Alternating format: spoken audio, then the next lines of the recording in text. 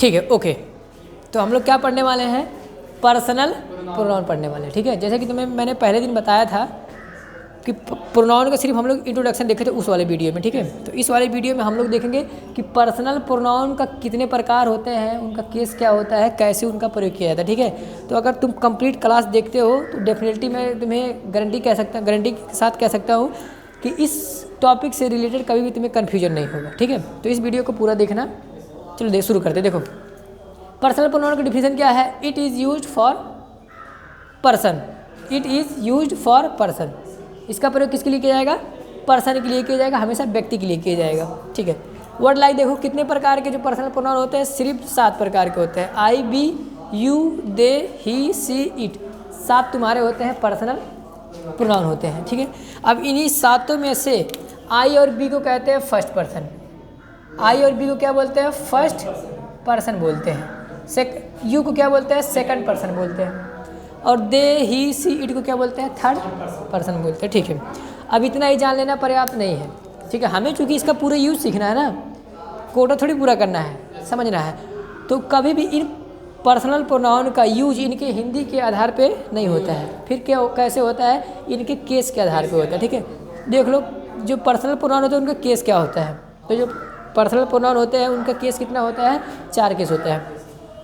एक होता है सब्जेक्टिव केस, मैंने शॉर्ट में लिखा है बेटा, subjective case, objective case, possessive case, और एक होता है रिफ्लेक्सिव केस होता है। देख लो, सब्जेक्टिव केस में तुम्हारे 7 प्रोनाउन है, इनका ऑब्जेक्टिव केस में ए प्रोनाउन है।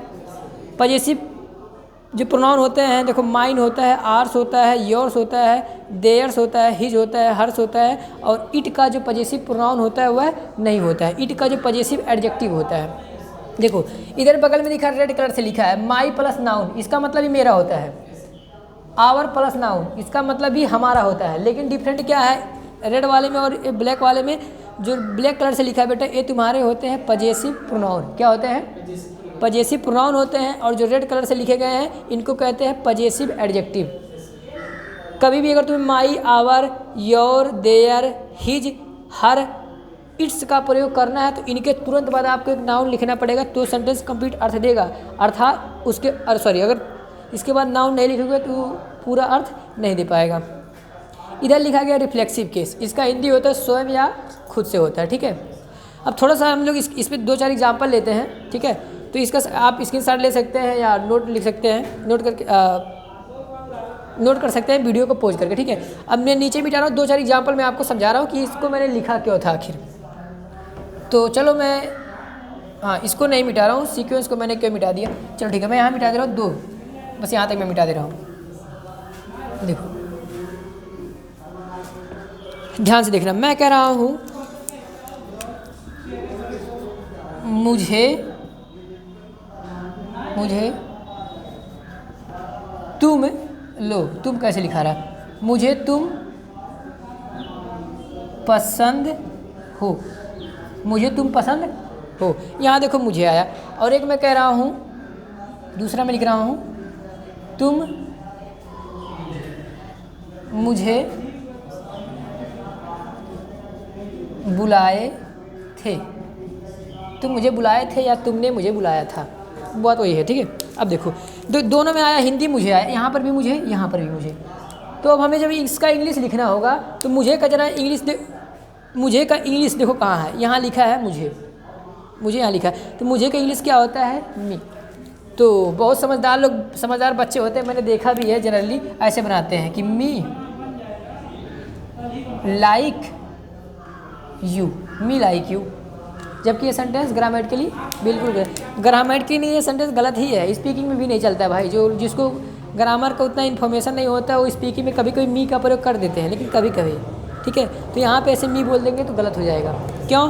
क्योंकि जो बेटा एक सेंटेंस का स्ट्रक्चर होता है यहाँ ऐसे देखो होता है, या सब्जेक्ट होना चाहिए, वर्ब होना चाहिए, उसके बाद ऑब्जेक्टिव का केस आना चाहिए, उसके बाद ऑब्जेक्ट आना चाहिए। ठीक है, तो मी देखो कौन से केस का प्रोनाउन है? ऑब्जेक्टिव केस का प्रोनाउन है। तो हिंदी भले ही मुझे था, लेकिन फिर भी हमें यहाँ मी का प्रयोग नहीं करना है बेटा। ठीक है, क्योंकि इनका प्रयोग होता है इनके केस के आधार पे। हमें ये देखना होता है कि यह जो मुझे शब्द है यह किस रूप में यहाँ काम कर रहा है, एक ऑब्जेक्ट के रूप में काम कर रहा है या यह एक सब्जेक्ट के रूप में काम कर रहा है।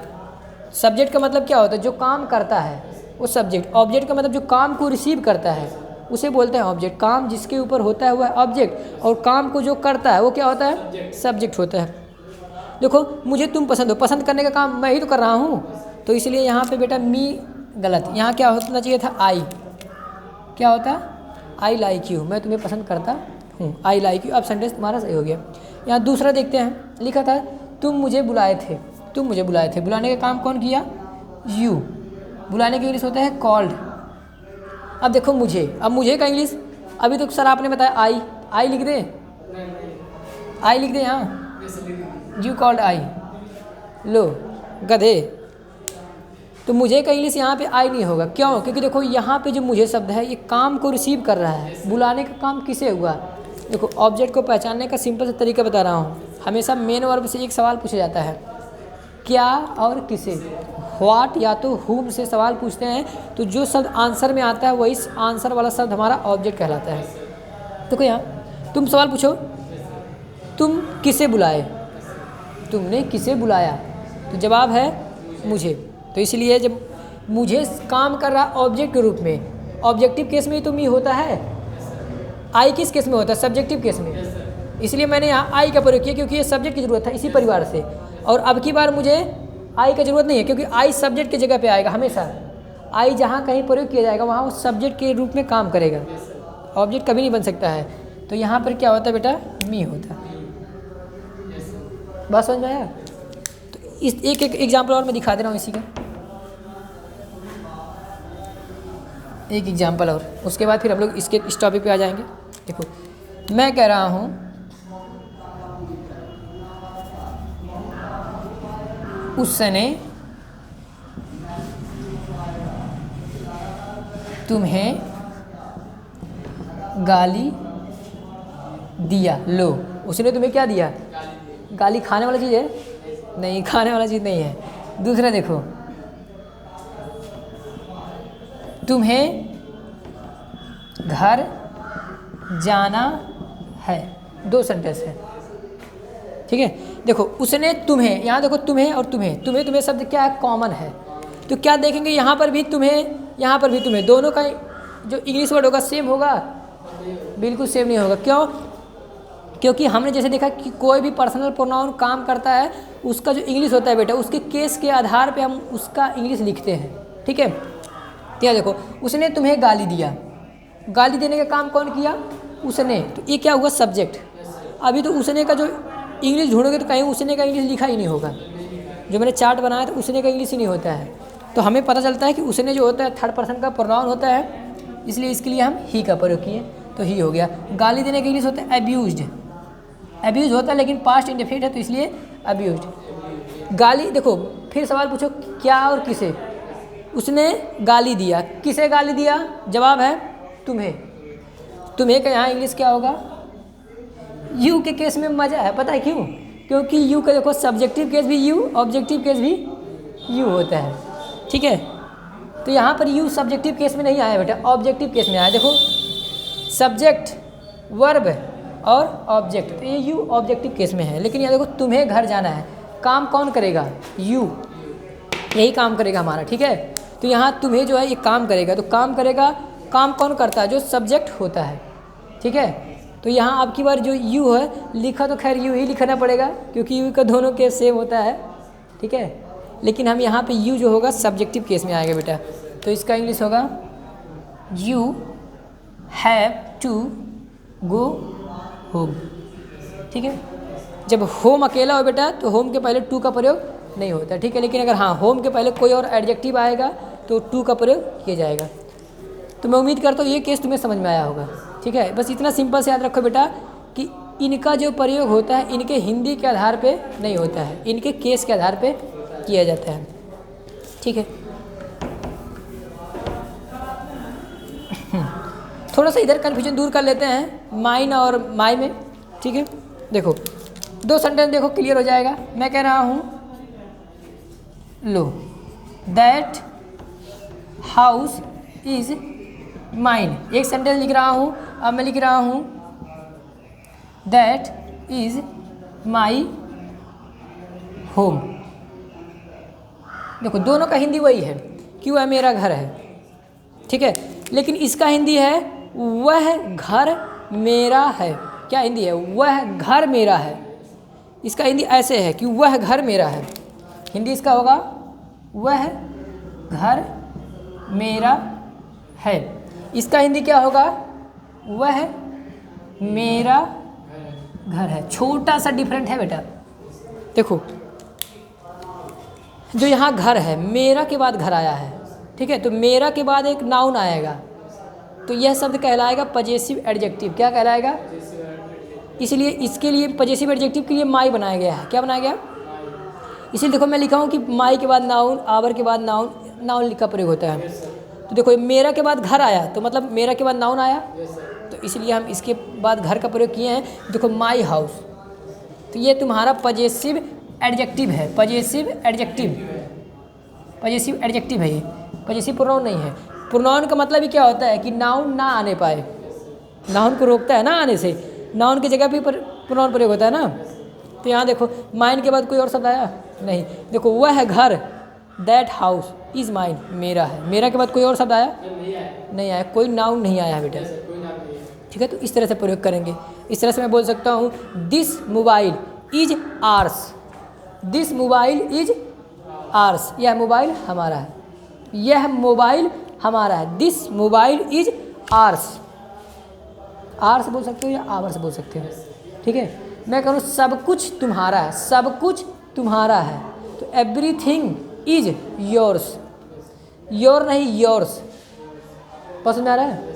सब कुछ तुम्हारा है, everything is yours, yours yes लगाना है, ठीक है। मैं करो तुम्हारा भाई आ रहा है, देखो तुम्हारे के ऊपर किसका अधिकार? भाई, तो यहाँ बोला जाएगा your brother is coming, your brother is coming. तो योर के बाद एक नाउन आया, तो वहाँ योर क्या काम कर रहा है? पजेसिव एडजेक्टिव के रूप में, ठीक है। हाँ, रिफ्लेक्सिव केस क्या होता है बेटा? रिफ्लेक्सिव केस जो होता है ये तब हम प्रयोग करते हैं जो सब्जेक्ट, देखो जब सब्जेक्ट भी उसी पर्सन का प्रोनाउन हो और ऑब्जेक्ट भी वही हो। कहने का मतलब जब सब्जेक्ट जो हो और काम का प्रभाव उसी के ऊपर हो रहा हो, तो उस केस में हम रिफ्लेक्सिव प्रोनाउन का प्रयोग करते हैं, रिफ्लेक्सिव केस का प्रयोग करते हैं, ठीक है। एक एग्जांपल इसको दिखा रहा हूँ, बाकी घबराने की जरूरत नहीं है। पजेसिव प्रोनाउन जब हम लोग पढ़ेंगे तो इसको और डिटेल पढ़ेंगे, रिफ्लेक्सिव प्रोनाउन जब पढ़ेंगे तो इसको और डिटेल हम पढ़ेंगे। बस एक एग्जांपल में दिखा रहा हूँ क्योंकि टाइम ज़्यादा हो रहा है, ठीक है। अब क्लास को ओवर करना है। देखो मैं कह रहा हूँ आई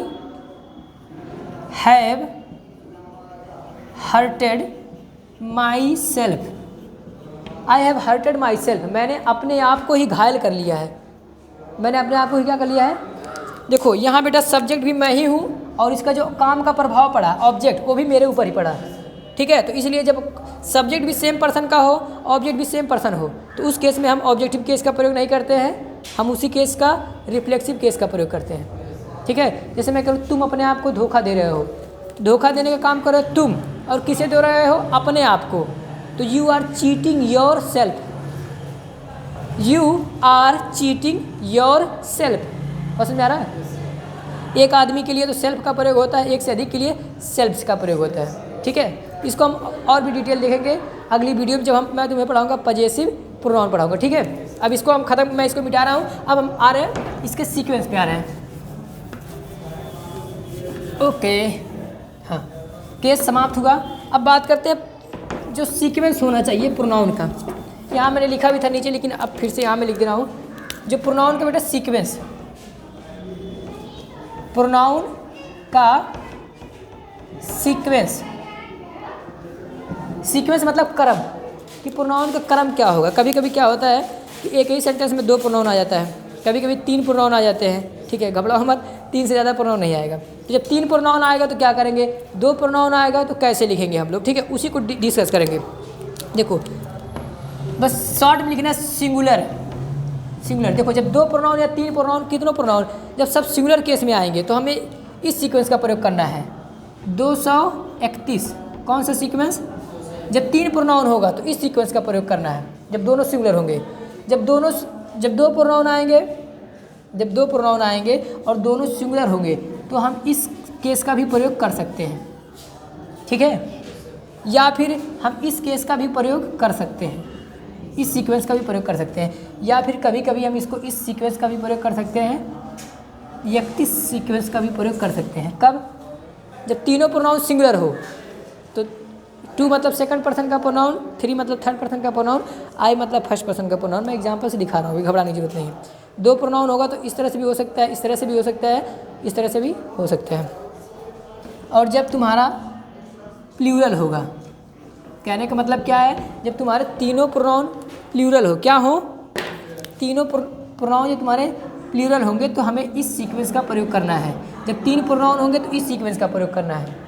जब 2 प्रोनाउन है, 2 ही प्रोनाउन है, तो इस सीक्वेंस का भी प्रयोग किया जा सकता है। देखो 1 और 3 का भी किया जा सकता है, या तो 2 और 3 का भी किया जा सकता है, या फिर 1 और 3 का भी प्रयोग किया जा सकता है। ये क्या है सर, समझ नहीं पा रहा हूँ। देखो समझो, 2 मतलब बेटा सेकंड पर्सन का प्रोनाउन, सेकंड पर्सन का जो प्रोनाउन होता है यू होता है, ठीक है। 3 मतलब थर्ड पर्सन का प्रोनाउन, थर्ड पर्सन के प्रोनाउन में ही, सी, इट, दे, 4 प्रोनाउन होते हैं। फर्स्ट पर्सन का प्रोनाउन आई मतलब first, P for person. First person का प्रोनाउन 2 ही होते हैं, एक आई होता है, एक बी होता है। बस समझ में आया? तो जब 2 प्रोनाउन होंगे तो सेकंड पर्सन थर्ड पर्सन हो सकता है, सेकंड पर्सन फर्स्ट पर्सन हो सकता है, थर्ड पर्सन फर्स्ट पर्सन हो सकता है। लेकिन कब? जब वह सिंगुलर हो तब। लेकिन जब वही प्लूरल होंगे तो इस क्रम का प्रयोग करना है। पहले first person, second person, third person, first person second person, second person third person, ठीक है। हाँ, थोड़ा एग्जाम्पल दे रहे हैं, कन्फ्यूजन हो रहा है, ठीक है। एग्जाम्पल देख रहा हूँ।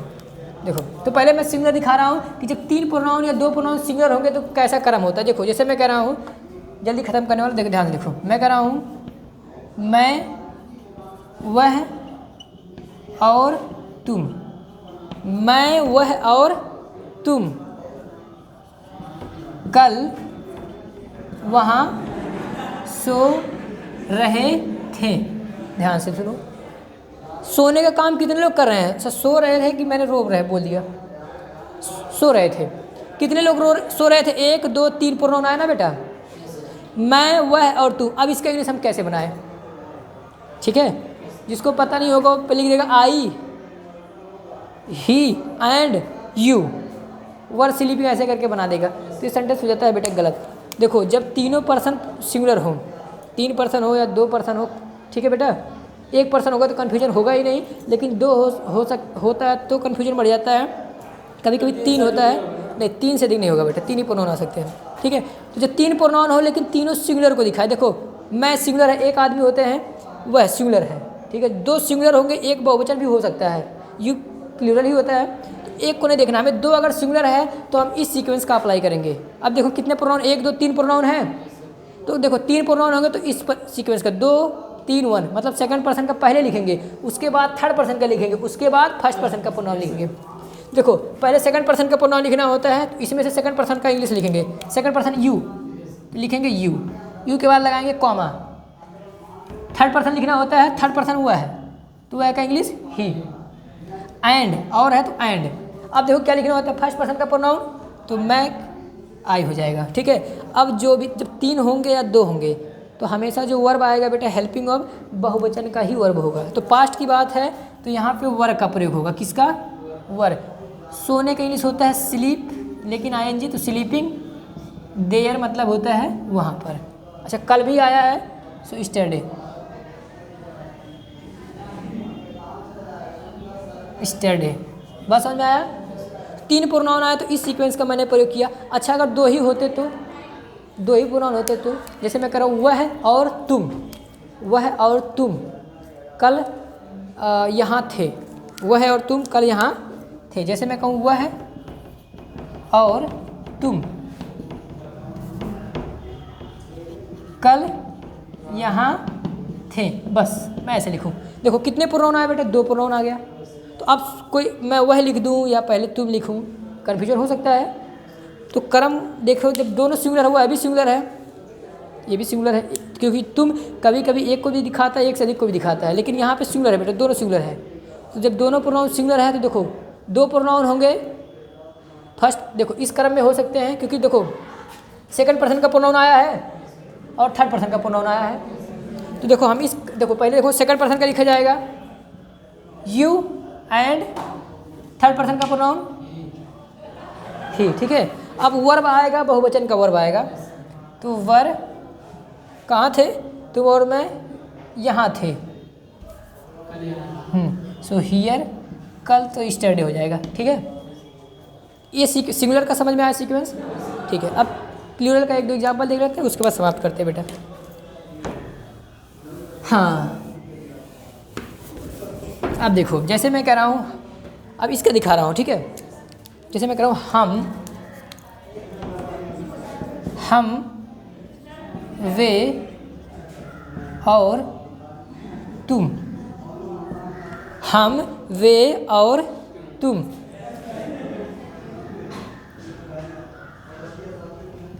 एक साथ खेल रहे थे। देखो, खेलने का काम कौन कौन कर रहे थे, हम, वे और तुम। इसमें देखो तीन प्रोनाउन आए, कितने प्रोनाउन, तीन प्रोनाउन आया।